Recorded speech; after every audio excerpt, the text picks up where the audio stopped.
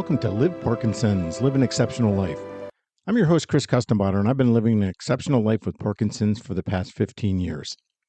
The mission of this podcast is to help as many people as possible living with Parkinson's to lead a great quality of life. Now, today's topic is the science of sweat, how exercise rewires the Parkinson's brain. Now, I'd like you to imagine a brain under attack, slowly losing its ability to communicate. Now, imagine a way to send in a team of reinforcements, not with a new drug, but through the simple act of a run, a bike ride, or a boxing class. So we'll uncover the science behind the science of sweat and reveal how high-intensity exercise is proving to be one of the most promising avenues for protecting the Parkinson's brain. Now, after my Parkinson's diagnosis, I spent 3 months researching everything I could learn about Parkinson's. And then I distilled it down into 4 key strategies, or pillars, if you will, that I was going to use as my primary focus on my Parkinson's journey. And they were exercise, nutrition, optimism, and social interaction. Exercise has been one of the key drivers for helping me live an exceptional life with Parkinson's. And that's why I had a number of podcasts on exercise, because I want everyone to see the benefits that exercise can have on your Parkinson's journey and to help you live your best life. So, in this episode, I want to share some of the highlights of the research on biological reasons behind why exercise is proving to be so beneficial, but then also give you the practical how to implement exercise to get the benefit for your brain and your body. And then finally, we'll talk about creating a sustainable routine so that you can enjoy what you're doing, so you can continue to do it and maximize the results that you can achieve. So, I hope you join me in this journey as we explore and discover the science of sweat and how exercise can rewire our Parkinson's brain so that we can live the life that we want to live. So, let's dive in and get started looking at the biological why exercise and sweating is so important for our Parkinson's brain. Now, to understand how exercise helps us, first, we have to talk about a concept called neuroplasticity. Now, I've talked about this on other podcasts, but it's always nice to have a refresher. Now, neuroplasticity is a big word, but the idea behind it is actually a beautiful and simple thing. So think of your brain not as a static, hardwired machine that can't change, but as a living, breathing, well, it's not actually breathing, but it sounded good, constantly changing superhighway. Neuroplasticity is the brain's ability to reorganize itself by forming new neural connections. It's the reason a stroke victim can relearn to walk or speak, and it's the reason you can learn a new skill or language at any age. Or, if you decide to pick up a musical instrument and practice every day, neuroplasticity is going to help you build those new neural pathways to help you learn that musical instrument. So when your brain is challenged, it will find new routes and it'll help build new connections. Now, in Parkinson's, the road on this superhighway, specifically the ones that rely on the neurotransmitter dopamine, start to close down. The cells in the substantia nigra, and that's the part of the brain that we'll call the dopamine factory, begin to die off, leading to motor symptoms associated with Parkinson's. So for a long time, the focus was on replacing the dopamine with medication. And while that's a critical and key component of treatment, that doesn't always address the underlying issue of the brain cells dying off. But here's where exercise, specifically high-intensity exercise, comes in as a game changer. Now, research is showing that pushing yourself, getting your heart rate up, and yes, dare I say it, breaking a sweat, acts as a powerful catalyst for neuroplasticity. So we're essentially talking about the use it or lose it principle, except on a cellular level. So, when you vigorously challenge your body, your brain responds by strengthening existing connections and even creating new ones. So essentially, they're building detours around the damaged roads. Now, this isn't just a theory or Chris telling you this because he says exercise is important. It's actually being observed in clinical studies. Now, there was a study published in NPJ Parkinson's Disease out of Yale University School of Medicine on February 9th, 2024, and it was titled, High-Intensity Exercise May Reverse Neurodegeneration in Parkinson's Disease by Dr. Sul Tenaz, MD, PhD, and Evan Morris, PhD. And the study showed something remarkable. In patients with Parkinson's who engaged in high-intensity aerobic exercise, imaging confirmed that their brains weren't just slowing down. The dopamine-producing neurons were actually growing healthier and producing stronger dopamine signals. So this was the first time imaging was used to show that exercise could alter brain biology in Parkinson's patients, not just slow the degeneration, but potentially reverse it. Okay, I hope you're hanging in there with me. All right, now this brings us on to one of the most exciting molecules in the whole process, BDNF. Okay, I'm a science nerd. There, I said it.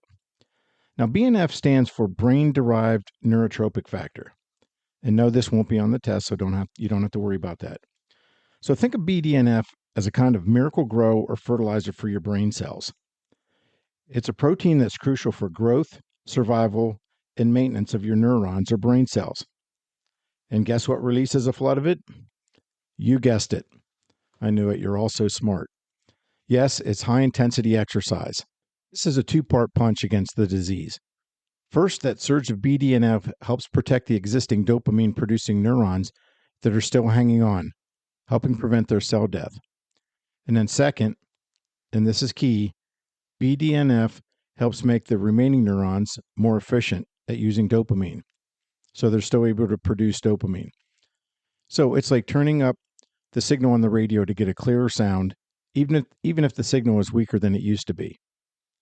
Now, the result is a better motor function and slowing of disease progression. Now, clinical trials like the SPARKS-3 trial, which stands for Study in Parkinson's Disease of Exercise, is one of the most ambitious and scientifically rigorous efforts to determine whether high-intensity aerobic exercise can slow the progression of Parkinson's disease. Now, it was published in the journal Trials on October 6th of 2022 by authors Patterson et al. And what the researchers wanted to know is, can regular intense treadmill workouts actually change the course of Parkinson's, not just improve symptoms, but affect the underlying biology? So let's take a look at what they did. 370 people with early stage Parkinson's disease, all of whom were not on medication yet, were enrolled. And the reason that they didn't want the people on medication was so that the researchers could isolate the effects of exercise. So the participants were broken down into two groups. There was a moderate intensity exercise group that exercised at 60 to 65% of their target max heart rate. And then there was a high intensity exercise group that exercised at 80 to 85% of their maximum heart rate. And then they followed a structured treadmill program for 18 months with follow-up extending for 24 months. And what the researchers measured were motor symptoms. They did brain imaging to track dopamine transporter activity.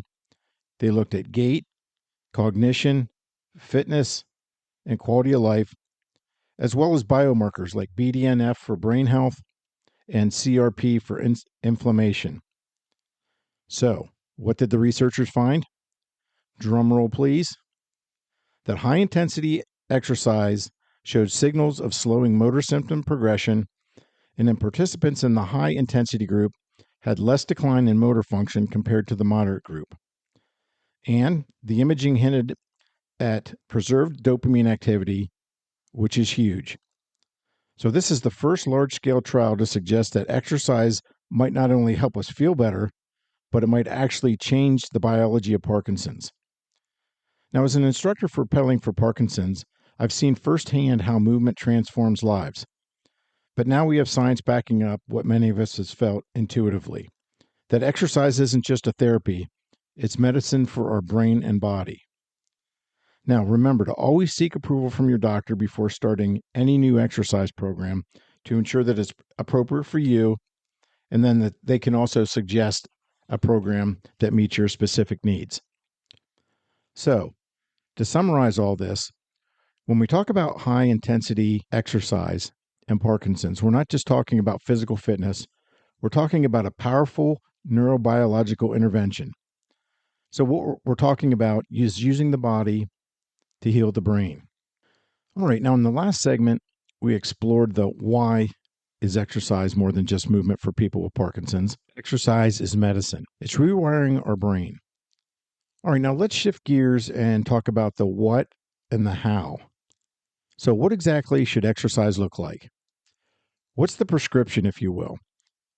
Because not all movement is created equally when it comes to Parkinson's. The science is clear: intensity, variety, and consistency matter. Now, let's lead it off with the powerhouse high intensity aerobic exercise. Now, this isn't just about getting in your steps, not that your steps aren't important, so make sure you keep doing those, but it's about getting your heart rate up. The goal is to reach 80 to 85% of your maximum heart rate, ideally at least 3 times per week. Why? Because this level of intensity stimulates neuroplasticity, the brain's ability to adapt and rewire. It boosts dopamine efficiency, it improves motor function, and it even enhances mood and cognition. So think of it like this: every time your heart pounds, your brain gets a wake up call, which mine definitely needs all the time. So whether it's cycling, brisk walking, swimming, or using a treadmill, if you're breathing hard and you're sweating, then you're in the zone. All right, next up is resistance training. So this is all about building and maintaining muscle mass, which is crucial for our stability, our posture, and our overall health. And Parkinson's often leads to muscle weakness and reduced coordination, which increases the risk of falls and injuries. So strength training helps us counteract that. Now, before you panic and say, I can't do strength training, tell yourself, yes, I can. Now, I never like the word I can't do something. I believe that we're all capable of learning and doing new things. You just have to start and break it down into small steps. Because remember, not everyone who does something at the professional level started out that way. They started out just like everyone else. They started out with the basics and then they build on it. But I digress. All right, now back to strength training. Using weights, and I use lighter weights with more repetition because I don't need to use heavy weights to bulk up and try to get big. I use lighter weights with more repetition just to stay toned because I'm just trying to maintain muscle mass as I get older, which is going to help me with my stability. So I don't need to go to the gym and try to be throwing around 75-pound dumbbells. Just use lighter weights, and that's going to help you as well. And then resistance bands, which I use regularly, and they really come in a variety of tensions. You can get 5, 10, 15, 20-pound, etc. Or you can do body weight exercises like squats, push-ups on your knees, or just do some push-ups against the wall, for example. And they're going to help you improve your balance, bone density, and give you confidence in movement. Now, here's the bonus. Stronger muscles mean better support for your joints and smoother movement patterns. All right, now let's talk about everyone's favorite, balance and coordination, the motor skills that are most affected by Parkinson's. Now, here's the nice thing. This is where activities like Tai Chi, boxing, and dance shine in helping with our balance and coordination. Now, Tai Chi offers slow, deliberate movements that improve proprioception, which is a big word, but all it is essentially is your brain's ability to tell where your body is in space. And that's going to help you reduce fall risk. Now, I've personally done Tai Chi and I enjoy it, but I'll be perfectly honest with you. If you're a person who feels like you have to be on the go all the time, the first 2 or 3 sessions are going to be very hard because it forces you to slow down, breathe, and make mindful movements, which can be hard if your mind and body just want to go, go, go. But I do personally recommend it. So if you're one of those people that just has to go all the time and your brain's constantly moving, Tai Chi is going to help you slow down, take those nice, gentle movements, and help you with your breathing and slowing down. So I highly recommend it. Next up is boxing, especially non-contact boxing like rock steady boxing. Now, I don't know about you, but I don't like getting punched in the head or the stomach or the ribs. So non-contact boxing is really the best way to go. Now, rock steady boxing challenges your agility, your reaction time, and your rhythm. Now, I participated in rock steady boxing and I really enjoyed it.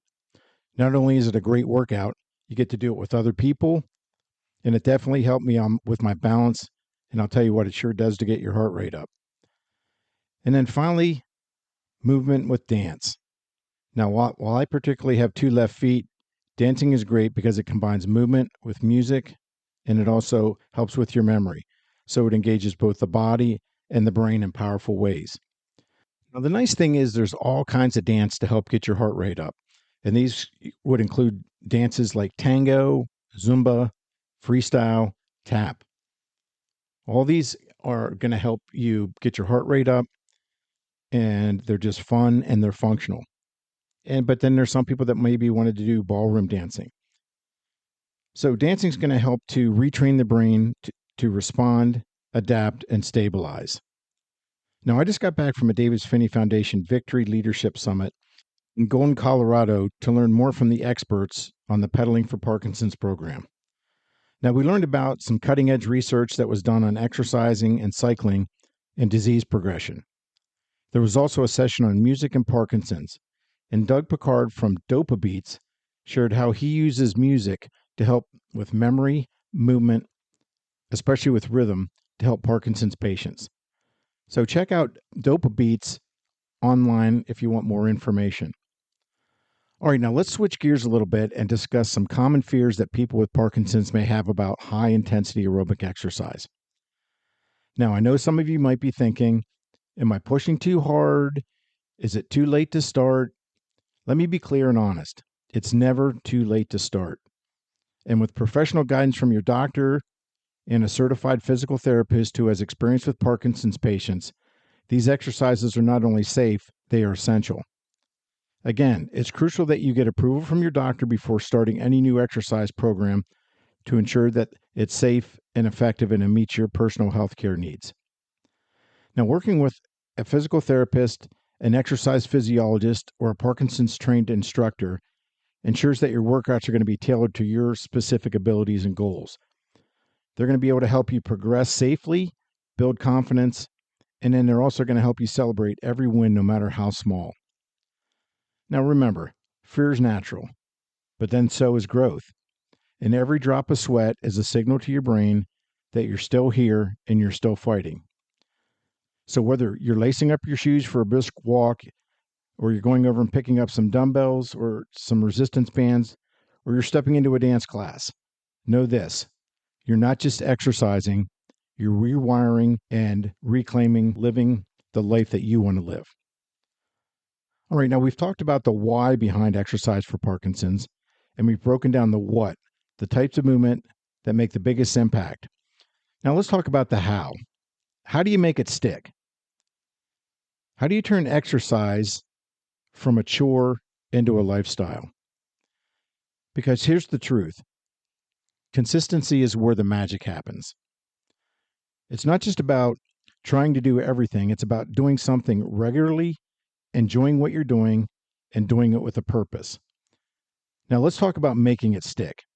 And let's give you some actionable tips to help you along the way.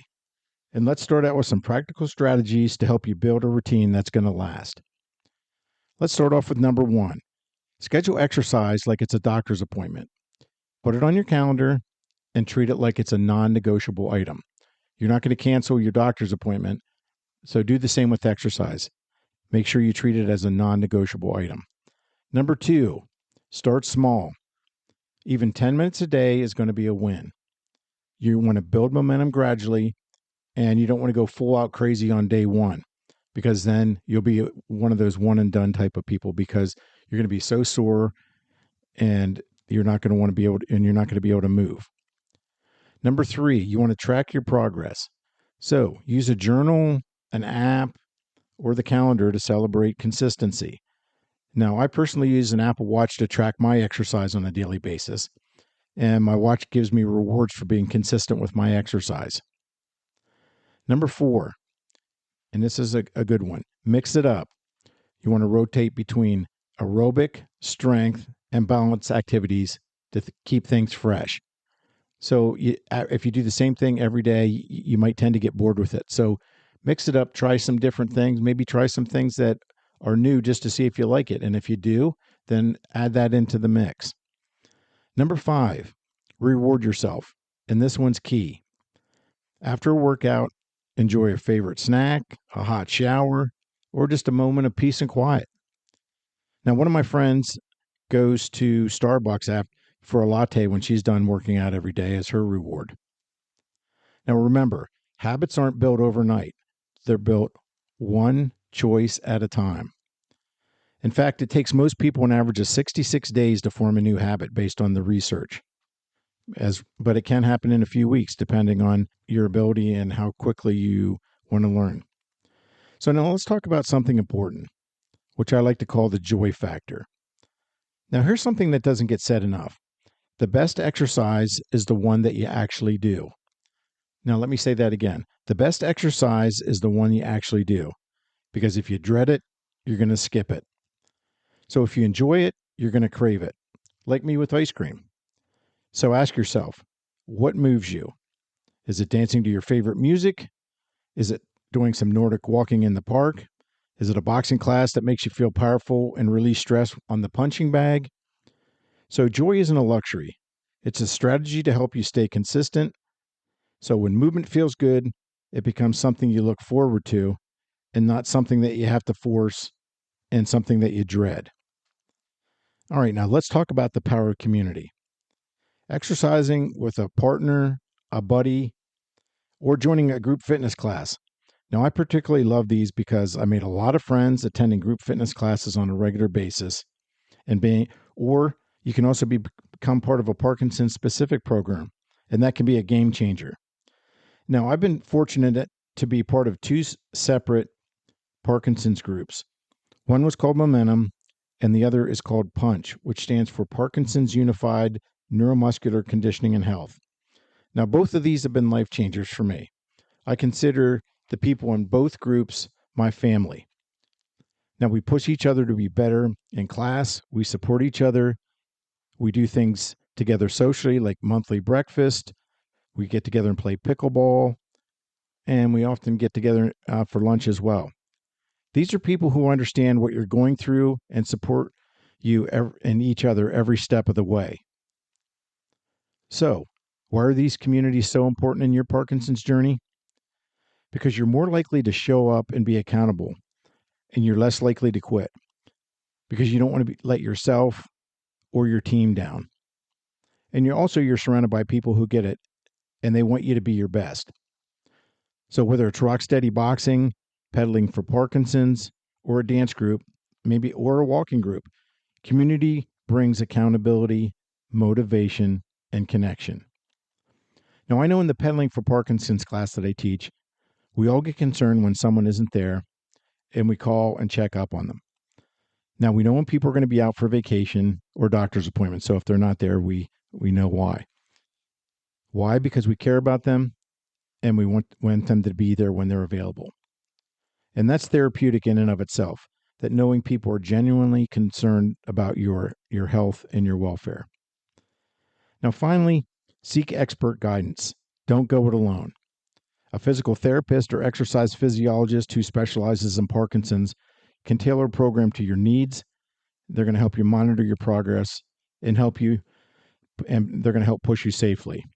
They understand the nuances of Parkinson's and how it affects your gait, your balance, fatigue, and motivation. And they're going to help you work smarter, not harder. Now, let me give you a real life example of someone who's been living with Parkinson's and who's seen improvements in their quality of life because of consistent exercise. Now, this past week, I was fortunate to be able to attend the Davis Phinney Foundation Victory Leadership Summit, and I got to spend some time with Davis and Connie Carpenter Phinney. Davis Phinney, who the foundation is named after, was diagnosed with Parkinson's. And I want to provide a little background on Davis Phinney.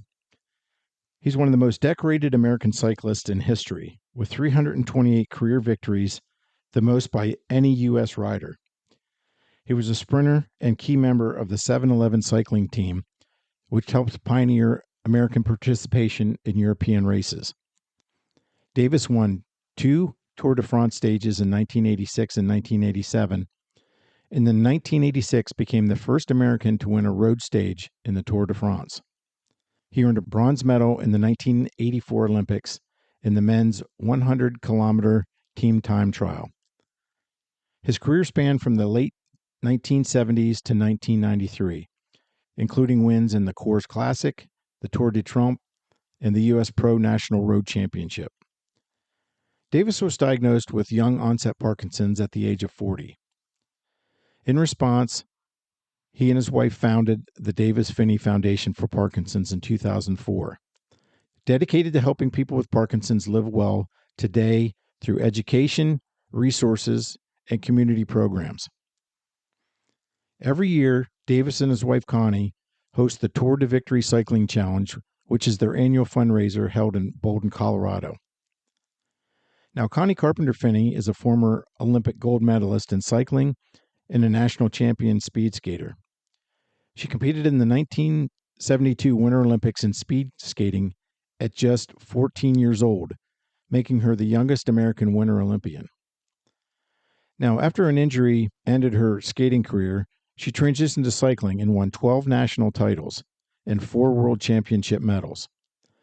She was the first ever Olympic cycling road race at the 1984 Summer Olympics in Los Angeles. Now, the reason I wanted to give you Davis and Connie's background is to show that they were exceptional athletes. But today, 25 years after being diagnosed with Parkinson's, when he could have just given up, Davis attends pedaling for Parkinson's classes and rides with other people with Parkinson's, and he supports all the other riders in the class. Now, my friend Brandon and I had the opportunity to ride with Davis during a Pedaling for Parkinson's class workshop. He's very inspirational, and everyone in the class had a great time. He also still rides with his wife Connie and his friends outdoors. He stresses exercise and how it's been so important in his Parkinson's journey, and encourages others to show up and ride so that they can live their best life with Parkinson's. Now, Davis and Connie's foundation does exceptional work in helping people in the Parkinson's community. And I highly recommend visiting their website, davisphinneyfoundation.org, and take advantage of all the resources. And if you're inclined, help them support their mission. So if you're wondering, how do I begin? Start with the joy of exercise. Start with community. Just start with one step. You'll feel better and maybe even make some friends along the way. Because the science of sweat isn't just about biology and what's happening in your body and brain after exercise. It's about belief. Belief in yourself, belief that movement heals, that consistency can transform your life and your Parkinson's journey. It reminds you that you are stronger than Parkinson's. All right, it's time to bring this episode to a close. Now, we've covered a lot of ground today, from the incredible power of neuroplasticity and the fertilizer for your brain, BDNF, to the specific types of exercise that can make a real difference. But science is only one part of the story. The other part is you. The most important takeaway today is that you have a powerful tool in your hands rather than your body. High-intensity exercise, a consistent routine, and a little sweat can become a powerful disease-modifying treatment. It's a way to take back some control and actively rewire your brain circuitry. All right, so where do you go from here? So if you really want to get ready to start your journey or deepen your commitment, I've created some resources just for you. Visit liveparkinsons.com to subscribe to my free monthly newsletter to stay up to date on the latest research and practical tips. And then while you're there, you can download free resources like my 9 balance exercises for improving balance, and then the Parkinson's medication and symptom tracker. Now, if you feel like you've gotten value from the podcast and you want to support my mission of helping people with Parkinson's lead a great quality of life and reach more people, then visit my Ko-fi page at kofi.com/liveparkinsons to support the program. Finally, to learn more about my personal journey and the importance of exercise, you can get my book, Spectacular Life, 4 Strategies for Living with Parkinson's. It's available on Amazon. Now, remember, always get approval from your doctor before starting any new exercise program to make sure that it's right for your personal health status. So thank you for joining me today on this episode. Remember, you have the power to make a difference in your own life. Keep moving and keep learning, and stay engaged. Those are going to be key. So as we leave today, I want to remind you to stay healthy, stay strong, and go out there and live your best life with Parkinson's. Thanks again, and I hope to see you soon.